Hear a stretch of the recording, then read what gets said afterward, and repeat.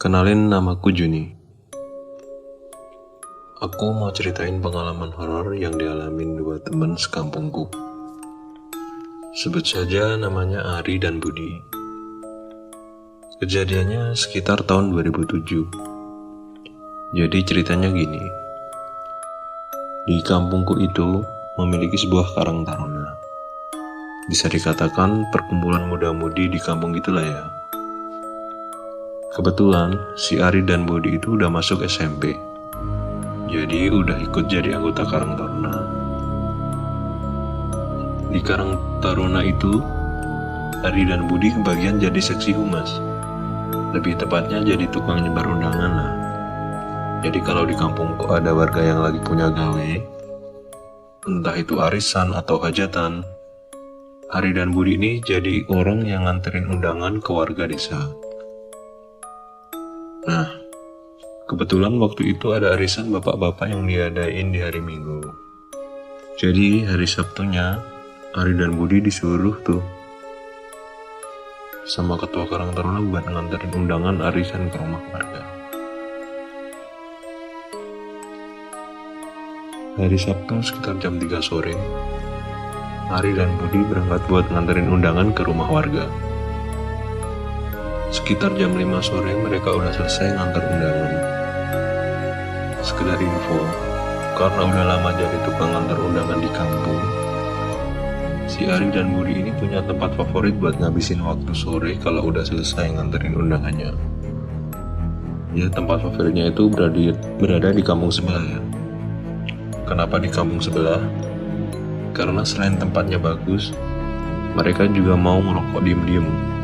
Biasa masih SMP, takut kalau kepergok ngerokok di kampung sendiri. Jadi lebih aman aja seandainya ngerokoknya berada di luar kampung. Akhirnya mereka nemuin tempat favorit yang berada di kampung sebelah. Oh iya, kampung sebelah ini masih banyak area persawahan yang luas. Dan di situ ada sebuah jalan yang hanya bisa dilewatin satu motor.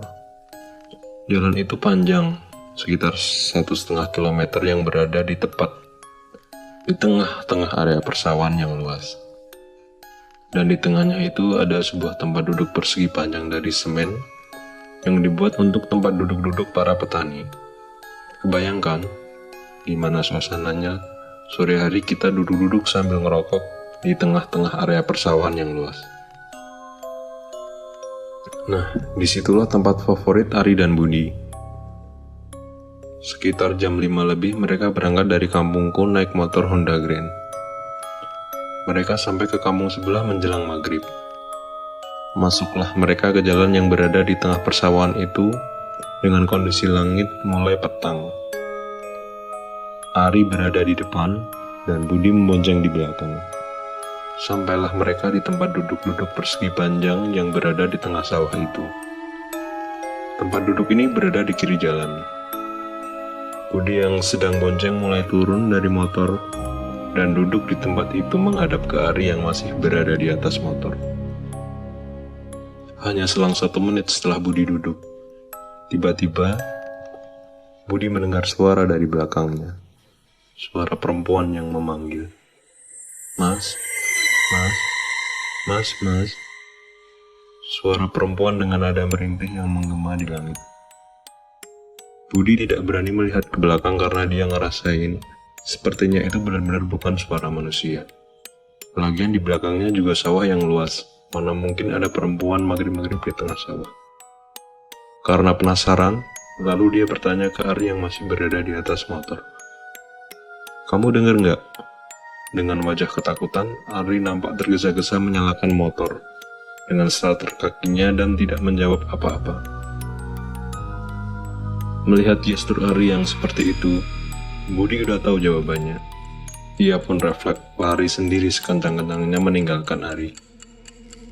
Budi lari menuju perbatasan area persawahan itu, di mana di situ ada kampung kecil yang berjarak kurang lebih 500 meter dari TKP. Sampailah Budi di perbatasan kampung kecil itu.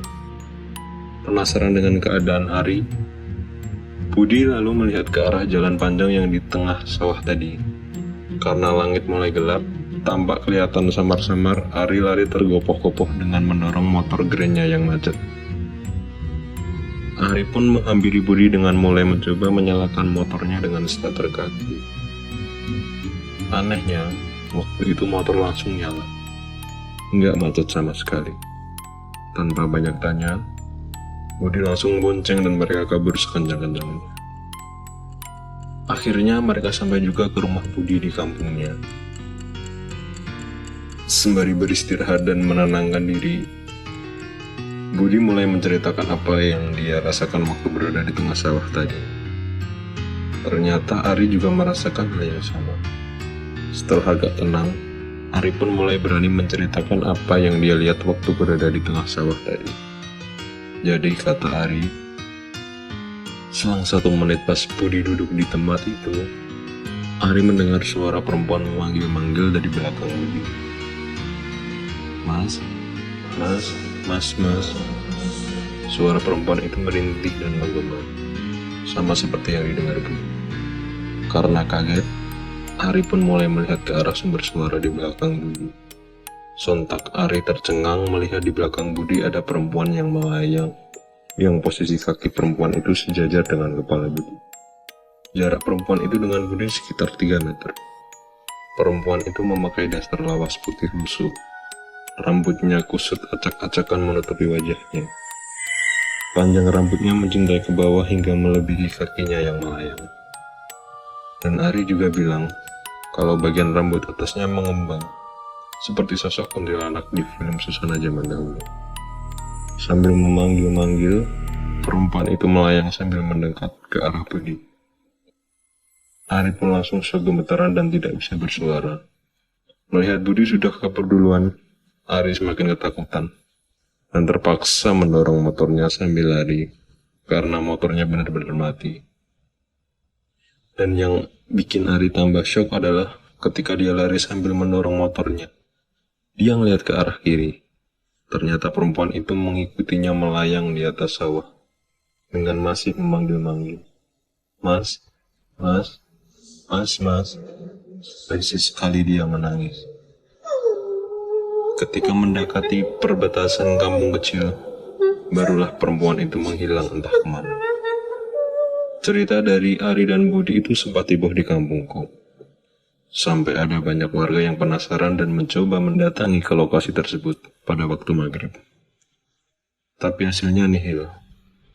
Kata Ari dan Budi, mungkin pada hari Sabtu itu hari apesnya kita lah. Soalnya mereka udah sering kesana di waktu maghrib, tapi nggak ada gangguan apa-apa juga. Sekian cerita dari saya.